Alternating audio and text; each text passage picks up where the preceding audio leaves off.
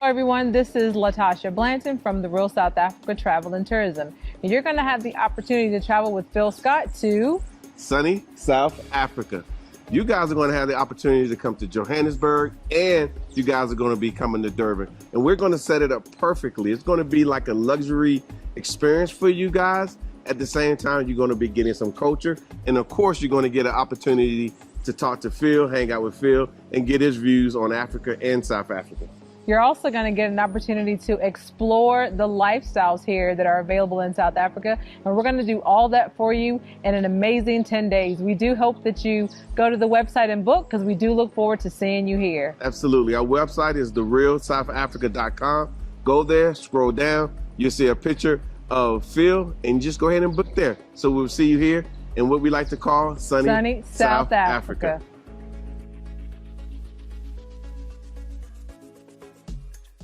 You know, when I was in primary school all the way through high school, they would teach us history. And part of that history was white people came and explored, and in part of their exploration, they discovered things in Africa. That is the part that used to get me. How did you discover these things in Africa when Africans were already living there? And then they just renamed it into the whitest names they could think about. There's a freshwater lake that covers both Kenya, Uganda, and a little bit of Tanzania. And that lake is called Lake Victoria, named after the Queen of England. As if that lake did not exist before the British explorers got there. The truth is, the lake was there, and it was being used by the people. And the name that the people had given it was Namlolwe. But because that was not white enough, the white man in their wisdom decided to rename it to Lake Victoria. And the thing is, we've been convinced that there was no civilization on the African continent. Yet, if you go back to history, this is the cradle of mankind. There was some form of civilization here and a way of life before these people came here. They came, and while we were here, they discovered the Cape of Good Hope. They discovered us, they claimed. While we were here, they came and pretended to discover all lakes and all rivers. That is how they came. While we were here, they came and pretended that we had no history. But let us assess history, if only to demonstrate to ourselves that the African continent is the cradle of human civilization. You know, when Europeans were still living in caves, the Dogon in Mali had already recognized the stars. When the Europeans were still eating raw meat, the Africans had discovered fire. But we have been so beaten over the years. We have been so abused over the years. They enslaved us because they feared us. They colonized us because they feared us. They now have a new project, the neo-colonial project. And I'm told that the neo-colonial project is a twin of another child called colonization. Their mother is imperialism. And imperialism never changes its character. It only changes the masks that it wears. We must be wary of it. It is sad, when they came here and abused Christianity, they told us to close our eyes in prayer. And when we opened our eyes, the land had disappeared. Hello there, how are you doing? Welcome to another episode of our conversations. My name is Ondiro Oganga. I'm a business journalist by profession and a digital content creator. I love coming on here, having conversations with you guys about Black people, Africa, our empowerment, and how we can rise up and take our rightful place at the global stage. Today's video is really interesting because it takes me back to the times where I was in primary school and high school. That's well over 15 years ago. And that was the time that we were beginning to learn the geography of our country and the continent and the history. And we're learning about the explorers who first came to Africa and discovered things. Shout out to Vasco da Gama, who we learned about in geography and history. And, they would tell us all these things about how this lake was discovered by this explorer, this mountain, this everything was discovered by white people. And by then you're young, and also I think the way the curriculum has been structured, or the people that wrote the curriculum, because also the Kenyan education system until now, when we are rewriting it, was done by the colonialists, because they were living in Kenya. They did the curriculum, most of it, and it's just what has been there over and over the years, and we try to tweak it and turn it to suit us. But now is when we're beginning to take charge of our education. And I would say that education almost painted the Brits who came to colonize Kenya as some form of heroes and not villains. Actually, we were the bad people in our own stories. We were taught that there was only punishment for those who refused to work. Yet what was left out is that Kipande's system was forced labor with violence, So we were being taught about all these things, and you're really young to properly comprehend what actually you're being told, and you're like, okay. And for the sake of exams, you just absorb all of it in. And then we grow up and we begin to ask ourselves questions. We genuinely begin to ask ourselves questions, because I remember CNN journalist Larry Madowo just went on a hike to Mount Kenya, and he took a really fantastic picture, the peak of Mount Kenya. And there's a lake or a freshwater pond, and it's named Lake Albert. Lake Albert! 70 years later, 100 years later, that lake is called Lake Albert. The people of the mountain, the Gikuyu community, they used to pray to the mountain. So you want to tell me that nobody in that community ever scaled up that mountain, saw that lake? So it was the British colonialists that scaled it up, found the lake and renamed it. And the sad thing is, with some of these things that were renamed, we don't even know what their original names were. It's almost like our history has been whitewashed. We're all just white people in black bodies, because how is there a lake in the heart of Mount Kenya, land owned by the Agikuyu community, and that lake is called Lake Albert? There's a lake, again, as I mentioned at the beginning, that is shared by Kenya, Uganda, and Tanzania, Lake Victoria. At least this, because it's in my home region, I know the history of it, because my parents have told us the history of our people. It was called Namlolwe. But because there's this need to show that Africans did not know anything before we came, it was renamed to Lake Victoria. And until this day, it's still called Lake Victoria. And that's one thing that Dr. Patrick Lumumba is talking about, and saying we really need to disassociate ourselves from what we were taught is our history, and truly connect with what our history was, because it's not as crude and as uncivilized as we've been made to believe.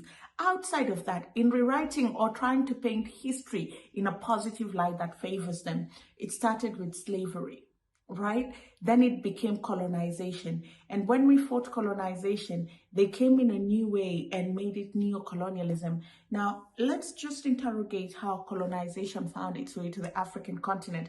Again, when they teach us history, they teach us that they came as missionaries. They first came as missionaries, and this is a discussion for another day. But that's the reason why I am having a problem currently relating with Christianity and religion as is, because it's a white man religion. Like it literally is a white man religion, because it was brought to us by the ship over the sea. And the question that I'm always asking myself is, wasn't there religion before the white man came? Wasn't there a way of praying, connecting to the ancestors? And I'm lucky, because this is something that I was taught in school, and I've seen it, like in Ghana, there are very few, but there's an African Traditional Society church, and we have our own belief systems. But when the white man came, it all got whitewashed, and now that is voodoo and it is witchcraft. But that's how your great grandfather prayed. Like, don't even go far back in history. Don't go far back in history. My dad saw colonization with his own two eyes. Kenya got independence after my dad had been born.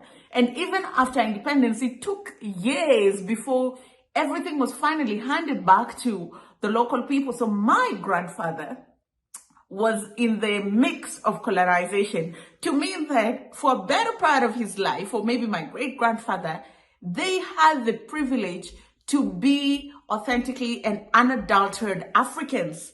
So you want to tell me that they didn't have a way of praying, they didn't have a God. You know, different communities had different ways of praying. Some would pray facing the ocean, some would pray facing the mountains, some believed in, like, there was so much power and there was belief. And then the white people came and religion came, and it's been weaponizing all different shapes, forms, and sizes.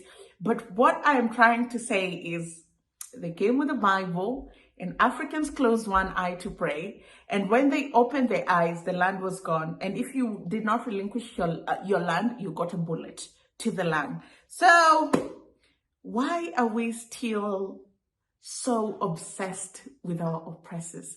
Why can't we? And I think Africans need to get to that place where we begin to question some of these things, you know. We need to start it. And I like that Black Americans do that. Like, you can't tell Black Americans nothing. You can't rewrite their history. They know their history. You can't whitewash it. You can't make it palatable. You know, there's nothing palatable about slavery. You can't rationalize it. You know, and I like the fact that they make you sit in that discomfort. And when people say, oh, it was a long time ago, it happened. It doesn't take away from the fact that it actually happened, and they will make you sit in that discomfort so that you know it actually happened, and so that you think twice if you want to perpetuate that cycle again. And that's where Africans should really get to, a place where we make you sit in your discomfort, we question everything that you're telling us, and then we retrace our roots and say, does this work for us?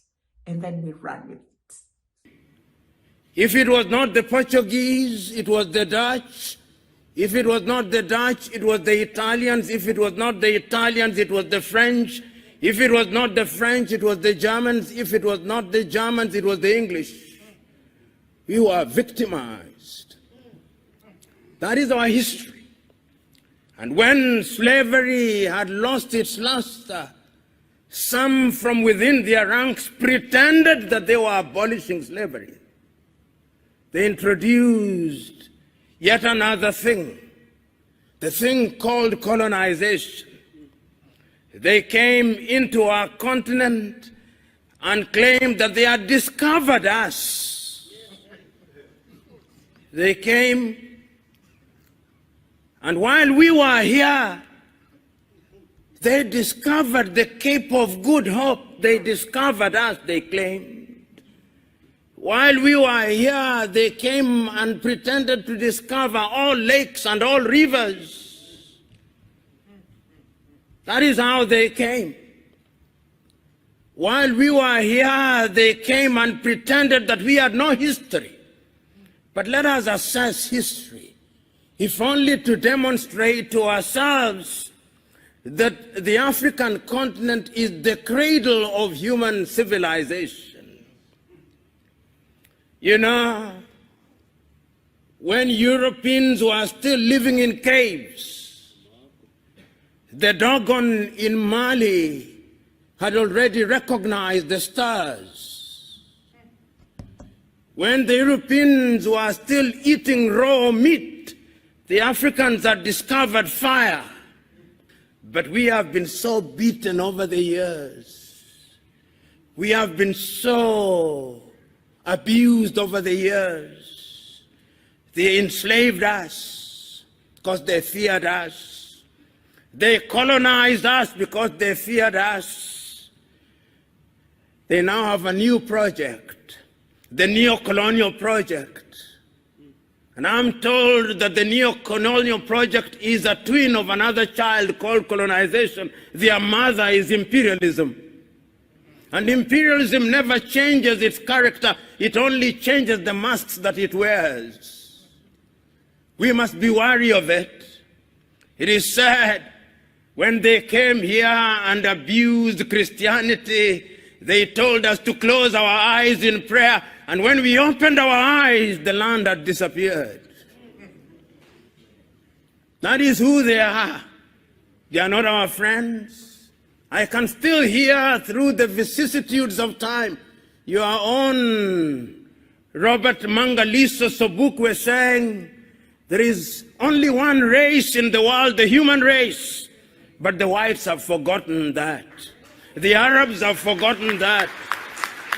The Chinese have forgotten that. It is only we Africans who know that there is only one race, the human race.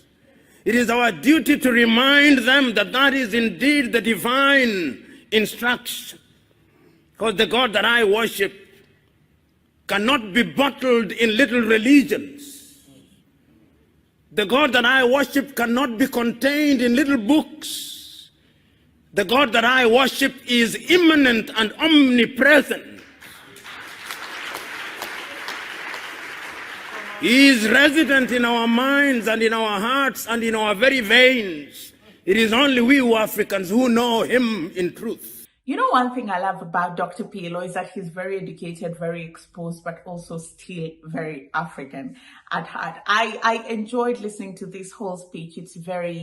It's eye-opening, and also I'm just at a place where I'm very keen to find out who I am as a person outside of the civilization, white civilization lens that we've been sold to over the years. You know, the other day somebody said, English speakers, most of them just speak English. And here on the African continent, we speak several languages, but we are almost made to believe like we're not smart or intelligent enough just because we cannot speak English. Yet, if you look at languages, Xhosa and Zulu, those are hard languages. If you just look at the semantics, the phonetics, the diction, it's a hard language. You know, for me, I speak Luo, my dad's native language. I speak Luya, my mother's native language. I speak Swahili, and I speak English. You know, those are 4 languages. And then you'll have one person who speaks one language tell you just because you cannot speak their language, you're not smart enough. And this also happened when I was in Cape Verde and I met somebody who was speaking broken English, and they kept apologizing. And I said, why are you apologizing? You know, you speak your native language, you speak Portuguese. Nobody made English the measure of intelligence except the people that need us to think that they're intelligent. Anyway, thank you for watching this video. These are just questions that pop up in my mind. This video is just also my own musings, and maybe also you can comment down below what you think or where you are with questioning some of the things that we've been taught and made to believe over the years. Thank you so much for watching. I'll see you again next time.